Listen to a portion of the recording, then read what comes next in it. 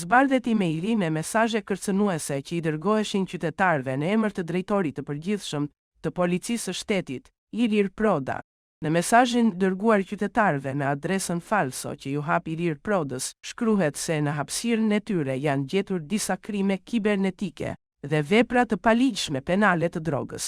Disa agjenci kombëtare dhe ndërkombëtare të zbatimit të krimit kibernetik kanë identifikuar aktivitetet tuaja të paligjshme në internet, të tilla pornografia me fëmijë, homoseksualiteti, pornografia në internet, ekzibicionizmi, seksi komercial, trafikimi drogës, shkruhet në email.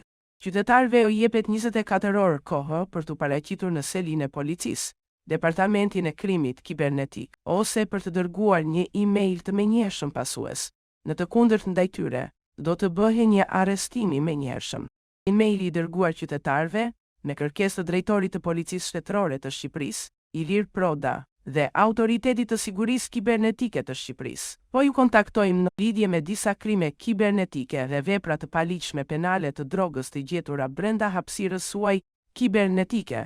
Disa agjenci kombëtare dhe ndërkombëtare të zbatimit të krimit kibernetik kanë identifikuar aktivitetet tuaja të paligjshme në internet, të tilla pornografia me fëmijë, homoseksualiteti, pornografia në internet, ekzibicionizmi, seksi komercial, trafikimi drogës, lufta kundër krimit kibernetik, udhëhiqet nga agjenci të ndryshme të zbatimit të ligjit, duke përfshirë Byron Federale të Hetimit, FBI, Policinë Kombëtare të Krimit Kibernetik dhe Organizatën Ndërkombëtare të Policisë Kriminale, Interpol.